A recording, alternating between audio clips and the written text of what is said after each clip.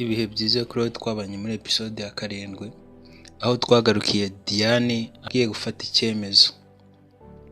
Turebe na episode ya 8 icyemezo cya Diane. Hari igihe umuntu aba hagati y'ibintu bibiri, icyo umutima ushaka nicyo isi musaba. Diane yari ahagaze hagati aho. Uwo munsi yari yicaye ku ntebe y'icumbi rye, areba mu muryango afashe telefone. Akiyifashe abona message yari yanditsweho amagambo make agira uti: ndabizi aho uba, igihe kirageze ngo ufate icyemezo gikomeye. Yumvise umutima utera cyane, afata amazi yo kunywa ariko amaboko arikanga. Aravuga mu mutima we uti: ninde uri kumpa ubu butumwa? Ese ni Eliya cyangwa n'undi muntu ubyihishe inyuma? Mu gitondo cyakurikiyeho, ubwo yari mu ishuri, Alani aramwegera, amureba mu maso, amubwira n'ijwi rituje: Diane, hari ibintu utazi. Hari umuntu ushaka gukina n'ubuzima bwawe. Yamuhaye envelope nto, amubwira uti: ntuyifungurire hano, uzayifungure uri wenyine. Diane yitegereje Alani, amarira amuzenga mu maso. Mu mutima we yibwira uti: ni iki ndimo kujyamo? Ni iki bari kumbisha? Ku mugoroba Diane yagiye ku gasozi gato kari inyuma y'icumbi, aho yakundaga gusengera ari wenyine. Ahamagara Eliya inshuro 2 ariko telefone ye yanga gucamo. Aricara hasi, afungura ya envelope buhoro buhoro.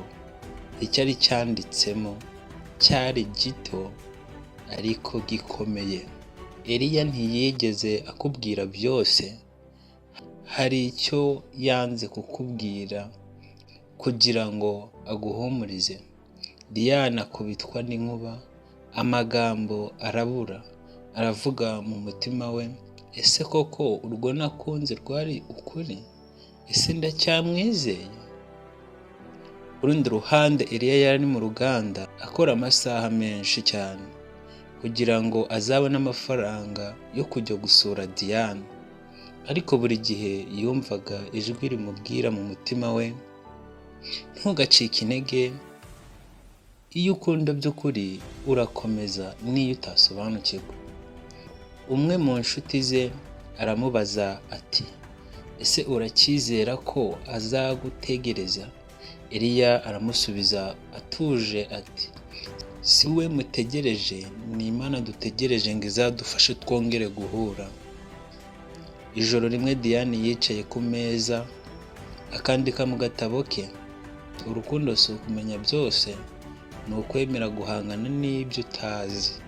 Ariko noneho ndumva ngomba gufata icyemezo. Ntinshobora kuba hagati. Diane arahaguruka, areba mu kirahure cy'idirishya, areba umucyo w'inyenyeri, aravuga uti: Imana, niba Eliya ari wo wanshyiriyeho, subiza mu nzira ye.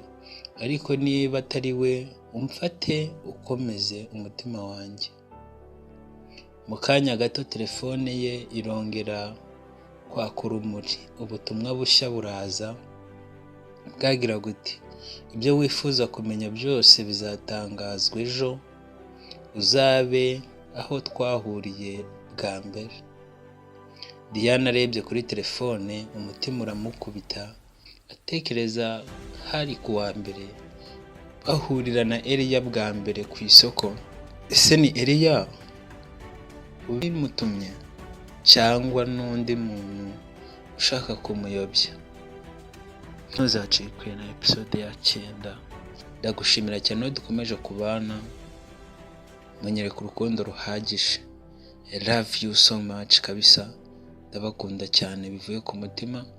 Niba nawe utarakora subscribe, iyikore, urebe nawe hirya ku kazogera uhakore ufungure all notification kugira ngo video zose zijye zigera aha ngaha zijye zihita zikugeraho. Ntuzacikwe na episode ya 9 aho tuzaba turi kumenya ukuri kuboneka kwa Diane ajya aho bahuriye bwa mbere